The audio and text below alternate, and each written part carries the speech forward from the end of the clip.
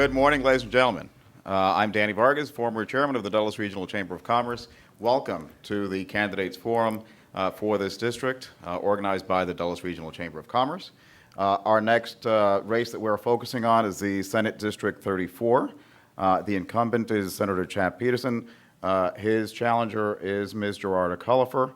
Ms. Culliford is with us here this morning, and what we'll do is we'll begin with 2 minutes for an opening remark. Ms. Culliford, please. Thank you. Thank you to the Dulles Regional Chamber of Commerce.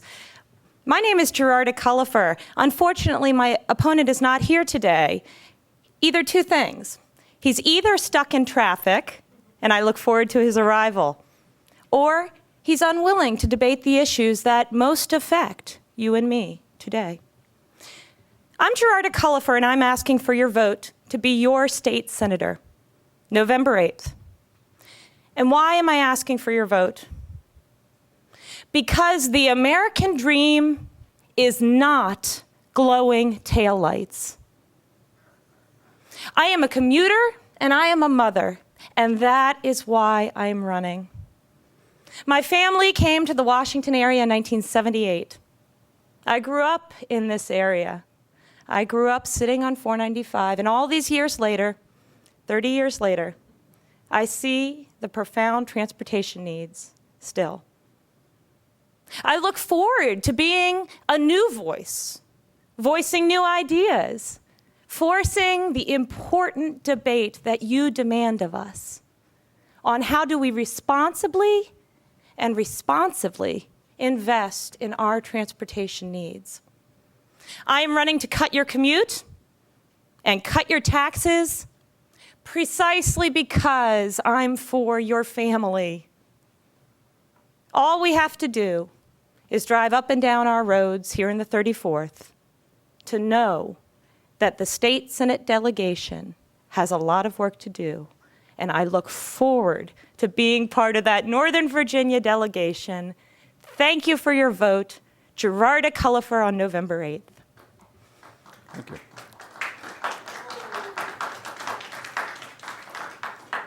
Thank you, Ms. Culliford, for those impassioned remarks. We'll begin with a question related to transportation. As you know, we've got one of the highest average commutes in the country here in Northern Virginia.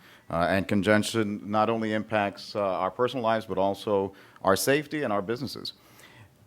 At the same time, we also need to make sure that our secondary roads also receive the repair that they need. How would you address this situation? What kind of dedicated funding sources would you identify and support if you were elected to the state Senate? Right. This is a very important question. Because I'm running and I will serve to cut your commute, we have two obligations as a state Senate delegation and as a state Senate chamber. And that's number one, to make smart, thoughtful, long-term investments in our capital improvements. That means new transit and new roads, but it also includes a reasonable understanding of the relationship between our local county boards of supervisors and the state delegation under the Dillon Rule. It's important to understand that maintenance of the local roads is an important reality here in Virginia. The state legislature has to give explicit authorization to counties to the extent that they can raise revenue locally to take care of their roads and to the extent that they can care for those roads. So I look forward to talking not just about long-term investments and capital improvements, but also in the important obligations to maintenance. But I would caution us, maintenance, while important, doesn't address the volume issue. You know it, we know it instinctually. Look at 66. All you have to do is look at it to know. Unless and until we talk about the profound volume, we won't be addressing the commute. So that's why I've introduced the idea of a community commute tax credit. This would allow local money, corporate money and individual taxpayer money to fund some of our needs, to get the cars off the road, adequate parking at metros. We know that this is a substantial need, and I look forward to responsible funding sources. Thank you. Thank you. In sort of a related note, every car that's on the road requires energy. Every home that exists in Northern Virginia needs power as well. 1/3 of Virginia's power comes from outside the state. How would you find ways to be able to generate additional power within the Commonwealth of Virginia? Finding ways means having a conversation with our business partners. You know, as a state senator, I look forward to being briefed on these issues. I look forward to engaging the marketplace and our business and corporate actors, our partners in moving Virginia forward. So I look forward to being open to listening and hearing the best ideas from the private marketplace and understanding that the proper role of government is to listen to the best free market ideas, digest them responsibly, consider them, take them to the voters, to you, the voter, ask for your input, and then make a judicious decision as a team. Well, I appreciate that. I'm going to ask a different question now, not necessarily directly related to transportation. This Chamber of Commerce several years ago took it upon itself in a very unique way to be able to visit with our congressional delegation to urge them to address immigration reform, not advocating one solution or another, but just to move forward with the process of coming up with solutions.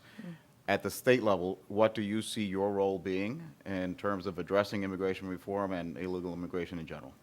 Well, at the state level, what you and I know to be true is that we have a rule of law. There are laws on immigration, and we must enforce them. That means responsible funding for our police force, for public safety. That is a core function of government, and I support that. Also importantly, in my opinion, state senators have an important role in the selection of state judges. State judges are very often the first place where criminal illegal aliens come and address and meet the government. So I approve of state judges that support our rule of law and enforce those important immigration laws. Thank you. And I think we're at a point now where we can ask you for your closing remarks. So if you can take 2 minutes to provide us with your closing remarks. Thank you to the Dulles Chamber of Commerce. Thank you for having me. Thank you for giving voice to the countless commuters who are sitting on 66, Route 50, 28, 29, Gallows Road, 123 in gridlock. As it was pointed out earlier, we are blessed here in Virginia with employment, lower unemployment than the rest of the country. But what does that tell us? It tells us that the state government must get those workers to work faster. I owe it to you, and I take it as my mandate, to see to it that you can get to your job and get to back home to your family faster. State roads and transit investment and the prioritizing of state money for Northern Virginia is my singular priority. And it's because I'm for your family that I support cutting your commute and cutting your taxes. Because what we know to be true is that you want to get to work and get home. It is a core function of government, and traditional understandings of what government does demands that I serve you. I ask for your vote so that I can. Gerarda Cullifer for Virginia Senate on November 8th. Thank you for having me, guys. Thank you very much. Round of applause.